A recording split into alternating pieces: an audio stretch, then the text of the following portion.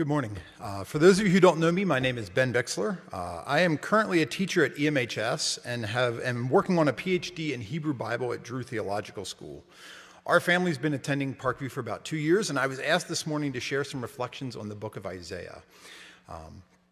As someone who studies the Hebrew Bible or the Christian Old Testament, I often find that Christians assume that the biblical prophets in the Hebrew Bible exist primarily to offer predictions of the future, and specifically predictions about Jesus.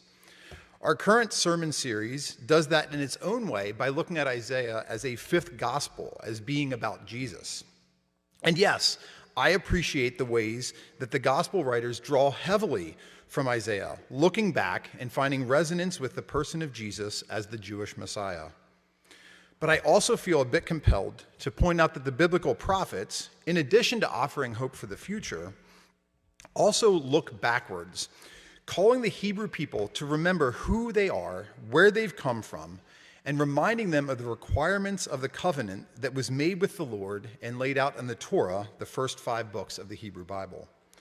This passage from Isaiah, part of a longer section known as 3rd Isaiah, represents this impulse of the biblical prophets to look backwards quite well. So today, I want to begin by dwelling deeply in our passage from Isaiah before looking briefly at how the Gospel of Luke uses these words from Isaiah chapters 61 and 58. This section of Isaiah is deeply embedded in the traditions of the Hebrew people and is also keenly aware of the conflicts and debates of its own time and place. These dynamics add additional meaning to the text we have in front of us. So let's explore a bit about what it means to bring good news to the oppressed. My reflections center primarily on 2 questions today. What is this good news, and who is this good news for? As Pastor Phil mentioned last week in his sermon, scholars see Isaiah as composed in 3 distinct sections. Chapters 1 to 39 are usually attributed to the prophet Isaiah, who was active in Jerusalem during the times of King Ahaz and Hezekiah. They were kings of Judah, the southern kingdom, during the time that the northern kingdom of Israel fell to the Assyrian Empire around 722 BCE.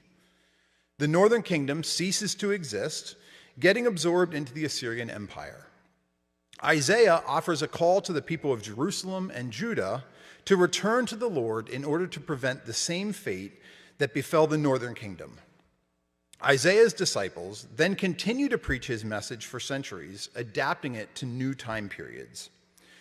Isaiah chapters 40 to 55, known as 2nd Isaiah, focuses on the end of the Babylonian Empire around the year 539 BCE, which had deported many of the Judeans to Babylon approximately 50 years earlier in 587 BCE.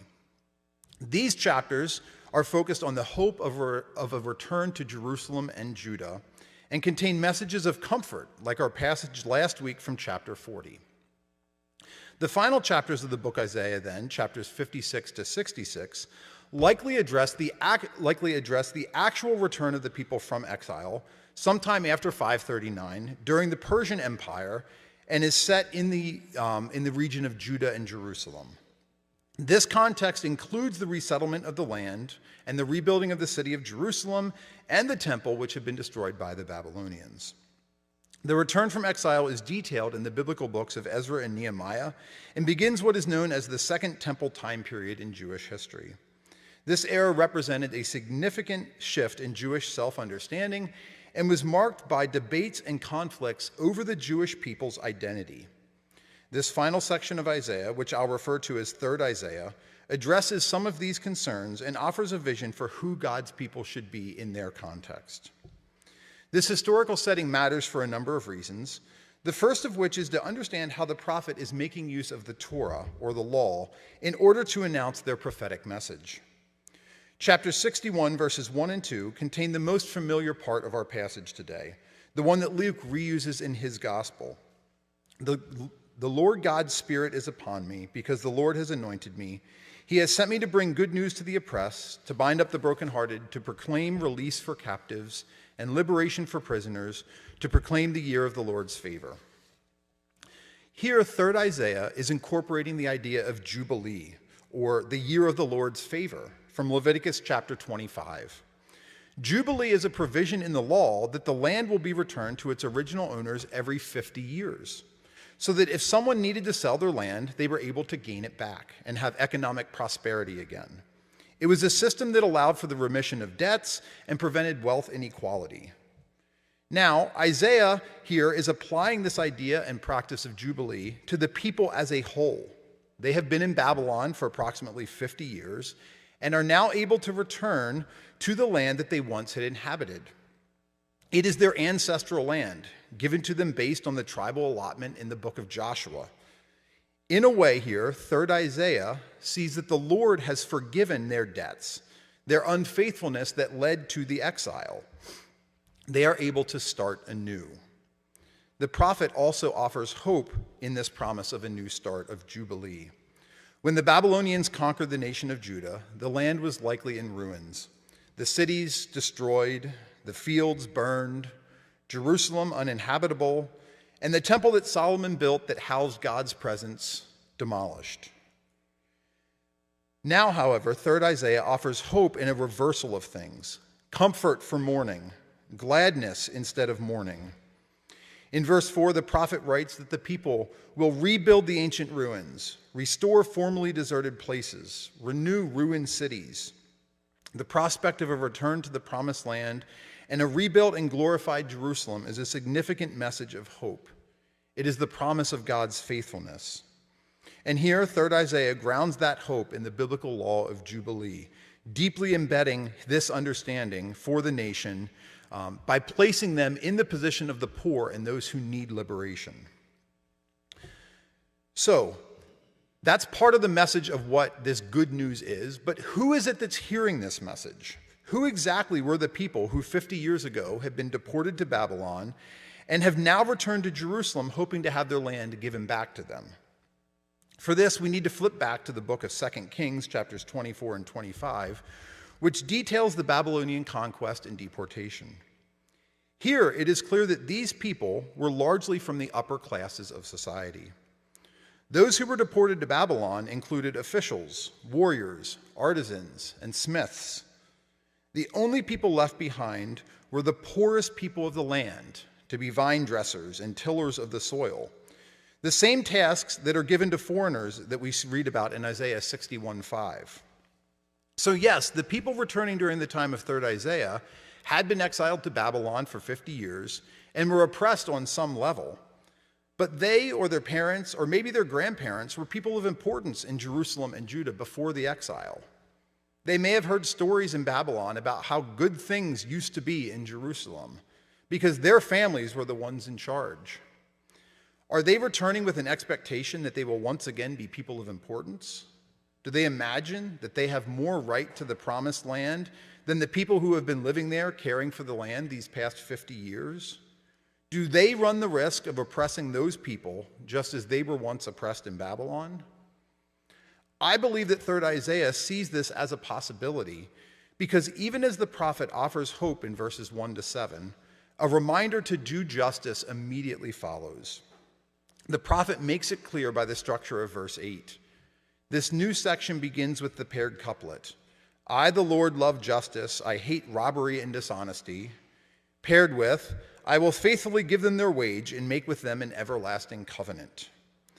The them here refers to the foreigners who will till their land and dress their vines, and I'll return to that in just a little bit about how foreigners will be entered into the covenant. But first I want to point out that it's a reminder to the people of Israel that they are a covenant people. It's a reminder of who they are. There is wage or reward for upholding their side of the covenant, for following the law and pursuing this justice that the Lord loves. And it's also maybe an implicit warning and a reminder that failure to uphold the covenant is part of what led to exile in the first place in Isaiah's mind. 3rd Isaiah seems to understand that the people who have returned need to hear this, and so uses this reminder of what God requires, to not replicate the systems of oppression from which they just came, that there is a danger that they might turn from oppressed people into oppressors rather quickly. This is the context of the good news that is proclaimed in Isaiah 61:1. The good news to the oppressed that binds up the brokenhearted and proclaims release and liberation. It is only good news if the justice that God loves is part of that good news. James Cone, a theologian who writes about black liberation, makes this point explicitly in his book, The Cross and the Lynching Tree, where he writes that, quote, "Good news for the oppressed is not good news for the powerful, for those who are comfortable with the way things are, or for anyone whose understanding of religion is aligned with power," end quote. And this is the thing about the good news we see in Isaiah as well. It needs to be good news for the oppressed. It must contain justice for the oppressed, or it simply isn't good news. The Lord's justice and good news are unsettling for those who hold power, those who enjoy the privileges of the status quo in society. So as 3rd Isaiah reminds these people who are returning, who used to be in positions of power, that they are in an everlasting covenant with the Lord and must do justice, what exactly do the contours of this justice of the Lord, that the Lord loves, look like? What is this good news? One of the ways to understand this is to turn again to the historical context in which 3rd Isaiah is writing. I mentioned earlier that the events of the return to Jerusalem and the rebuilding of the city and the temple are narrated in the books of Ezra and Nehemiah. One of the things that these books reveal is that there is a real tension as the Hebrew people determine who they are. The conflict plays out with Ezra and Nehemiah addressing how to interact with those persons who are still living in Jerusalem and the surrounding areas. These are the same poorest people of the land who were left behind during exile as agricultural workers. Ezra and Nehemiah refer to them as the peoples of the land, which sometimes gets translated as neighboring peoples, depending on your translation. Ezra chapters 9 and 10 and Nehemiah chapter 13 narrate this crisis that emerges in the community over marriage to women from this group that remained in the land.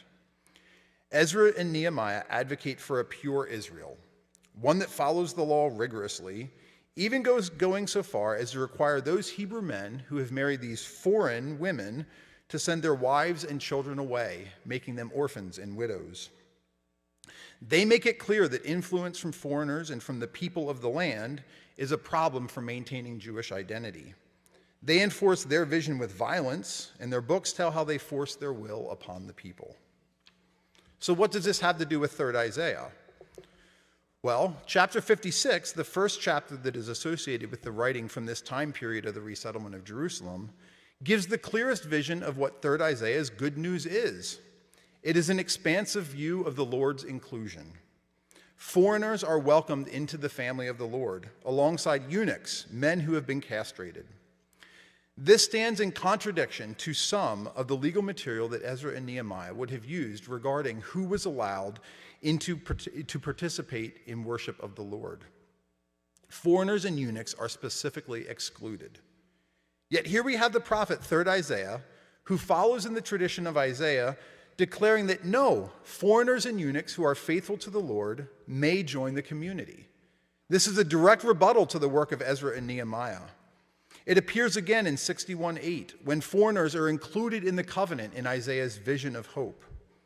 This is good news for the oppressed. It is good news because it opens the doors for those who have previously been excluded from the community. It is good news because there is now a place for those who have been told that they do not belong. 3rd Isaiah reminds the people that they are a people blessed by the Lord in 61:9. To my ears, Isaiah is echoing the promise to Abraham in Genesis chapter 12. I will bless you so that you will be a blessing. In you, all the families of the earth shall be blessed. Isaiah reminds the people that being blessed is for the purpose of blessing others, opening up the Lord's love to new people. 3rd Isaiah is weighing in on the debates that were happening in their faith community, expressing good news to the oppressed and unsettling those in power. Biblical scholar Patricia Toll notes that 3rd Isaiah calls throughout its section for social justice and laments the injustice present in the community that has returned from exile. Even though the Hebrew people were oppressed in Babylon and living as foreigners in a strange land, some are now arguing against offering hospitality to the foreigners among them. This is the radical call of 3rd Isaiah, breaking the cycles of oppression and offering a new vision for the world. As third Isaiah continues in chapter 65, it contains the fulfillment of this hopeful vision where the Lord creates a new heaven and new earth, which function in ways that disregard the current ways of being, where oppression no longer exists, with the metaphor of wolf and lamb feeding together, serving to demonstrate the harmony of this new thing that the Lord is doing.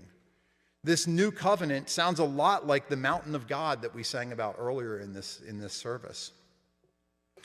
And so with all of that backdrop to Isaiah, notice then how Luke chooses to use this passage from Isaiah chapter 61.